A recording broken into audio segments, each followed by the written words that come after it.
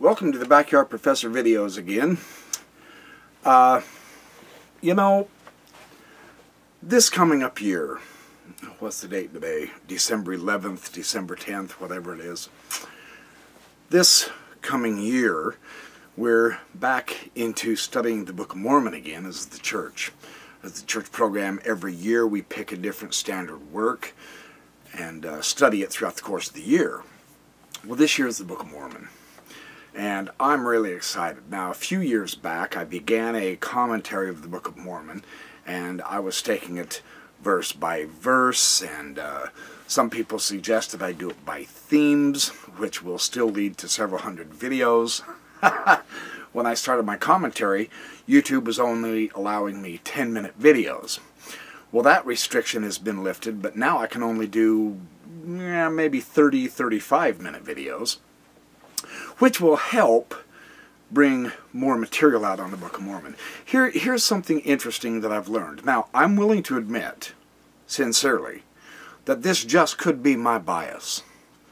And everyone who takes a stand, as any of the good historians will tell you, I mean truly, without prejudice, anyone who takes a stand on something, in other words, any historian who writes a book, essentially, they have to have a point of view, yes? I mean, Barbara Tuchman was huge on this, as was Hugh Nibley on the LDS side. Anyone who takes a stand is biased, so, you know, I'm biased for the Book of Mormon. And I've noticed something. I think, through the years, the critics against the Book of Mormon have basically run out of steam. Truly. I think they fired all their ammo. And now all they're doing is regurgitating in a new, more sophisticated-looking format the exact same anti-Mormon arguments that have been used for the last 150 years. They're not making any headway at all. They haven't destroyed the church. There's still tens of millions of us who love the Book of Mormon and read it and study the scholarly materials about it, etc. I mean, it's not going away, and we're not giving it up, and we're not getting any weaker, you know. And yet at the same time, the last, I'll say 40 years, within my lifetime, I'm 50 now. Oh, holy crap, I'm 50. That's spooky. Live your life, people. It goes by fast. I can testify, I promise. Yesterday I could have swore I was just 15. Now I'm 50. Through my lifetime, and especially since I graduated in 1979, there has been a literal, non-stop, steady stream of information from just myriads of angles and just myriads of emphasis and analysis of various themes in the Book of Mormon. There have been books and articles steadily coming out, and it's been non-stop. 2 years ago, I was so blessed to get Brant Gardner's 6-volume, I mean, there are thousands of pages. Brant spent a decade of his life writing this first online, but his analytical and contextual commentary on the Book of Mormon, sensational stuff, and I plan on using that. Royal Scouse and the Neil A. Maxwell Institute. I mean, for real. You know, you may not like what you perceive as ad hominem arguments from some of the people in the Neil A. Maxwell Institute.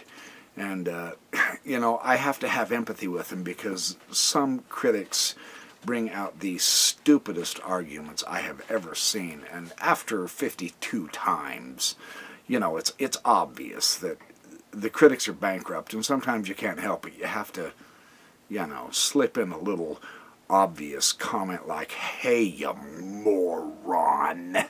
How many times do we have to refute this before you'll quit bringing the same dumb subject up?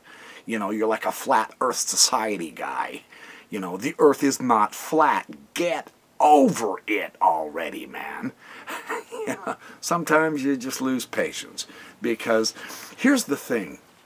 I just recently run across 3 brand new, wonderful books. Every one of them several hundred pages on themes in or related to the Book of Mormon.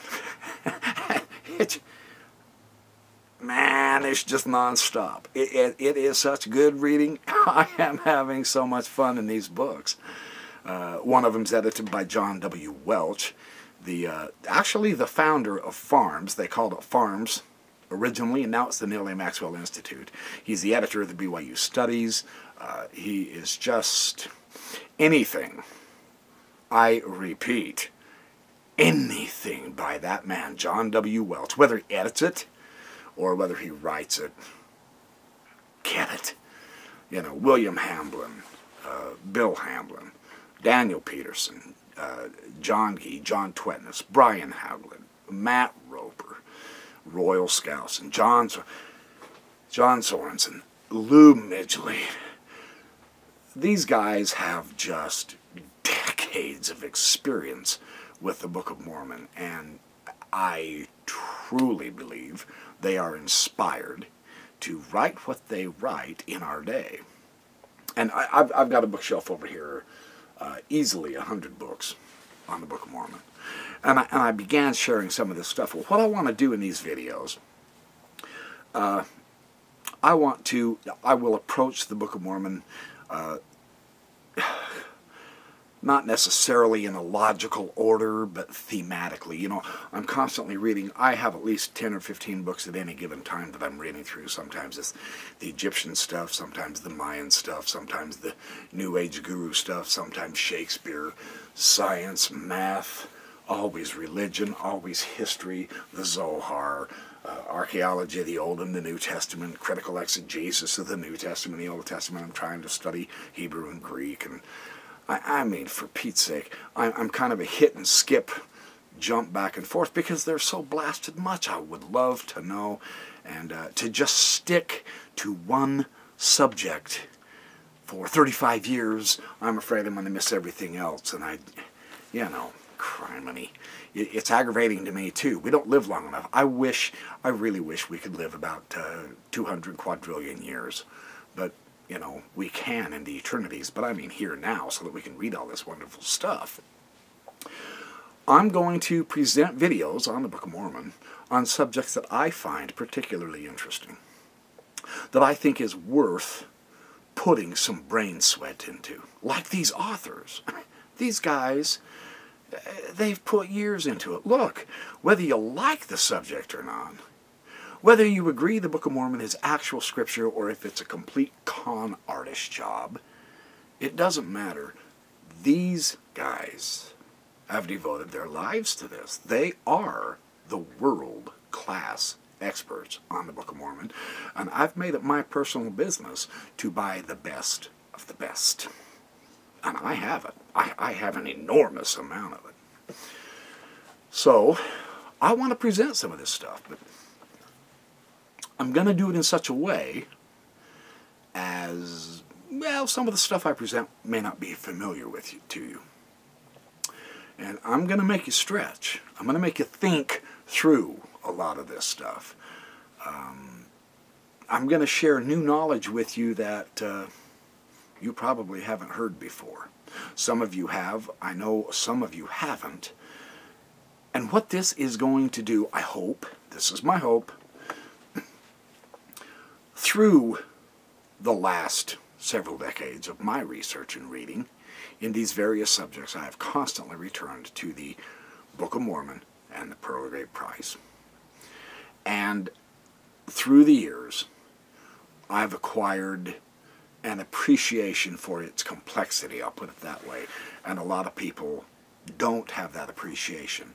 I thought I comprehended a little bit until I started reading the Neal A. Maxwell Institute and the Journal of the Book of Mormon and the Hugh Nibley collection and the Farm's Review of Books on the Book of Mormon, and it later became the Farm Review of Books, and Brant Gardner's material, and C. Wilfred Griggs.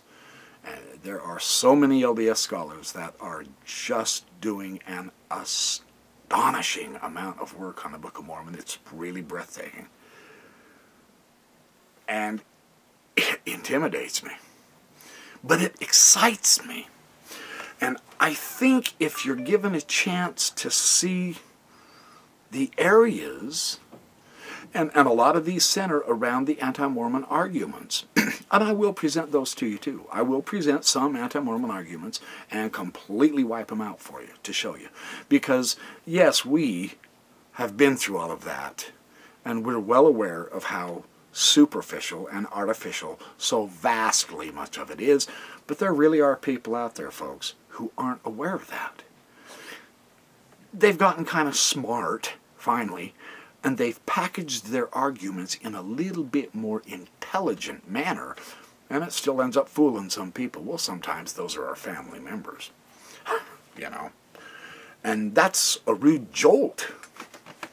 You know, oh, I've held my family home evenings. I've gone to church. I've been active in church. I take the sacrament. I have a testimony. I attend the temple. I'm perfectly righteous. How come my kids are apostatizing? Because they don't know where to go for answers. But those answers are available. That's the thing.